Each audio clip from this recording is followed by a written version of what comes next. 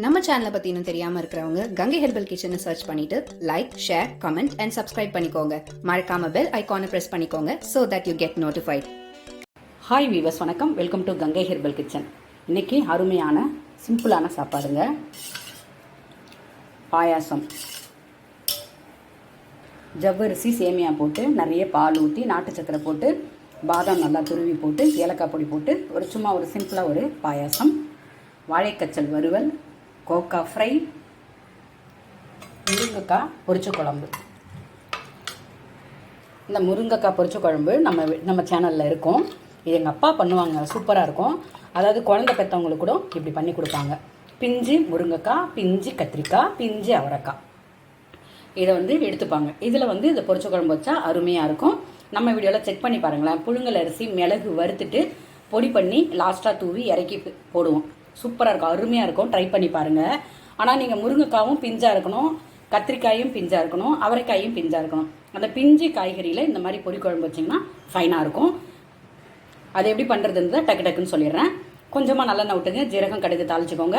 பூண்டு உங்களுடைய சௌரியம், சின்ன வெங்காயம் இல்லை பெரிய வெங்காயம் போட்டு நல்லா வதக்கிக்கோங்க. தக்காளி தேவை கிடையாது, கருவேப்பிலை போட்டுக்கோங்க, கொஞ்சம் பெருங்காயம் போட்டுக்கோங்க. முருங்கைக்காய் இல்லைனா கத்திரிக்காய் இல்லைனா அந்த பிஞ்சு அவரைக்காய் எது வேணாலும் போட்டு நல்லா வதக்கிக்கோங்க. திட்டமாக தண்ணி ஊற்றிக்கோங்க. தண்ணி ஊற்றிட்டு மிளகாத்தூள், வீட்டில் வச்சுருக்க சாம்பார் பொடி, தனியா பொடி, உப்பு சேர்த்துருங்க, மஞ்சள் பொடி சேர்த்துருங்க, கொதிக்க விட்டுருங்க. கொஞ்சமாக இவ்வளோதான். இவ்வளோ உண்டு புழுங்கல் அரிசி. அதே மாதிரி இந்த அளவுக்கு நல்லா மிளகு நல்லா வெறும் கடாயில் வறுத்து எடுத்து நுணுக்கி வச்சுக்கோங்க. நான் அந்த இடிக்கல்லில் இடித்து எடுத்துக்கிட்டேன். உங்கள்கிட்ட நான் காமிச்சிருப்பேன் போன வீடியோவில். நல்லா இடித்து எடுத்துக்கிட்டேன். அதை தான் கொதித்து இறக்க போகிறோம். அப்படின்னும் போது நல்லா தூவி இறக்கிட்டிங்கன்னா அருமையாக இருக்குங்க பொரிச்ச குழம்பு. சாப்பாடெல்லாம் கட்டி பாருங்களேன், ஃபைனாக இருக்கும். இதே தாங்க குழந்தை பெற்றவங்களுக்கு இப்படி தான் பண்ணுவாங்க. அது என்ன பண்ணுவாங்கன்னா மிளகாத்தூள் சும்மா கொஞ்சமாக போட்டு மிளகு ஃபுல்லாக போடுவாங்க. அப்படியும் பண்ணலாம். ஓகேங்களா? ட்ரை பண்ணி பாருங்கள், சூப்பராக இருக்கும், அருமையாக இருக்கும். அதாவது சளி பிடிச்சிருக்கு, ஃபீவராக இருக்குது, சாப்பாடே பிடிக்கல அப்படின்னும்போது இந்த மாதிரி ஒரு பொரிச்ச குழம்பு வச்சு சுட சுட சாத்தில் நெய் விட்டு பிசைஞ்சு சாப்பிட்டிங்கன்னா அருமையாக இருக்கும். பருப்பு ரசம் இல்லாத ஒரு உணவே வேண்டாம் அப்படின்னு எடுத்துக்கோங்க. சாப்பாட்டில் மட்டும்தான் ரசம் போட்டு சாப்பிடணும்னு நிறைய பேர் நினைக்கிறாங்க. ஒரு மாதிரி சூப்பு மாதிரி கூட நீங்கள் ஒரு 4 o'clock எடுத்துக்கலாம். பிபி இருக்குது, சுகர் இருக்குது, வெயிட் லாஸ் பண்ண போகிறேன், அதாவது டீ காஃபி அவாய்ட் பண்ணிவிட்டு சின்ன பசங்க கூட பள்ளிக்கூடத்துலேருந்து வந்தவுடனே, காலேஜ்லேருந்து வந்தோடனே, ஒர்க்கிங்லேருந்து வந்தோடனேவும் அந்த சூப்பை ஒரு பவுல் கொடுக்கலாம். அருமையாக இருக்கும். ட்ரை பண்ணி பாருங்கள். நிறைய டைப் ஆஃப் ரசம் நம்ம போட்டிருக்கோம். நம்ம சேனலில் போய் பாருங்கள், விசிட் பண்ணி பாருங்கள்.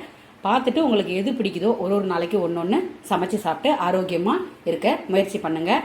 ஆனால் சமையல் தாங்க, சாப்பாடு தாங்க மெயின். நீங்கள் என்ன தான் மருந்து மாத்திரைகள் எடுத்துக்கிட்டாலும் சாதம் வெந்துக்கிட்டு இருக்குது. மருந்து மாத்திரைகள் எடுத்துக்கிட்டாலும் உங்கள் சாப்பாடு தான் அந்த மருந்து சைடு எஃபெக்டை குறைக்கிறதும் அந்த வீரியத்தை, உங்கள் நோயினோட வீரியத்தை குறைக்கிறதுக்கும் சாப்பாடு தாங்க மெயின். நீங்கள் அதாவது இது அது அப்படிலாம் சொல்லலை. உங்கள்கிட்ட விலை மலிவாக எப்போ எந்த சீசனில் என்ன காய் கிடைக்குதோ அதை யூஸ் பண்ணிக்கோங்க. இது நம்ம பாயாசம் ஆல்ரெடி நம்ம எல்லார் வீட்லேயுமே சேமியா ஜவ்வரிசிலாம் இருக்கும். அது கூட நான் என்ன எக்ஸ்ட்ரா நாட்டு சக்கரை சேர்த்துருக்கேன். ஒயிட் சுகரே அவாய்ட் பண்ணி கிட்டத்தட்ட வருஷக்கணக்கு எவ்வளோ வருஷம் ஆகுதுங்க. நாட்டு சக்கரை சேர்த்துருக்கேன், ஏலக்காய் பொடி போட்டிருக்கேன், பாதாம் நல்லா துருவி போட்டிருக்கேன்.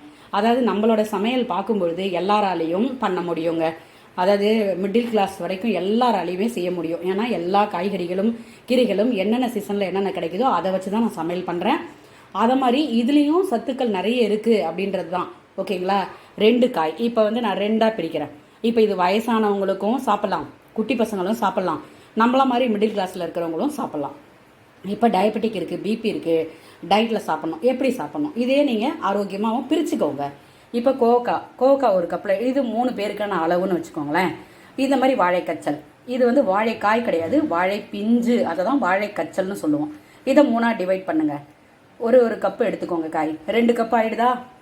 இப்போ இந்த முருங்கைக்காய், பிஞ்சு முருங்கைக்காயாக எடுத்துக்கோங்க. அதை எடுத்துக்கிட்டிங்கன்னா அது ஒரு 10 பீஸ் எடுத்துக்கோங்க. அதாவது முருங்கையை நட்டவன் வெறுங்கையோடு போவான் அப்படின்னு சொல்லியிருக்காங்க. முருங்கை மரத்தில் இலை, பட்டை, காம்பு, கீரை, முருங்கைக்காய் எல்லாத்துலேயுமே நிறைய சத்துக்கள் இருக்குங்க. முருங்கை நட்டவன் வெறுங்கையோடு போவான் அப்படின்னா, வெறுங்கையோடு போவான்னா என்ன மீனிங்னா, வயதான பிறகு கோல் ஊன்றாமல் நிமிர்ந்து நடப்பான், நல்ல ஆரோக்கியமாக இருப்பான் அப்படின்றதுக்கு தான் அப்படி சொல்லுவாங்க. முருங்கை நட்டவன் வெறுங்கையோடு போவான் அப்படின்னு. ஓகேங்களா? அதான் அதுக்கு மீனிங். தெரிஞ்சவங்களுக்கு ஓகே, தெரியாதவங்க தெரிஞ்சுக்கோங்க. அடுத்தடுத்த தலைமுறைக்கு அப்படியே சொல்லிக்கிட்டே போங்க. உங்களுக்கு தெரிஞ்சதை 10 பேருக்கு சொல்லுங்கள். இதில் தப்பே கிடையாது. அதனால தான் உங்கள்கிட்ட நான் சொல்கிறேன். அதாவது இந்த மாதிரியான இதை பிரிச்சுக்கிட்டிங்களா, இந்த குழம்பு போட்டு முதல்ல சாப்பிட்டீங்களா, ரசம் போட்டு நல்லா நல்லா கரைச்சி குடிங்க ரசம் போட்டு.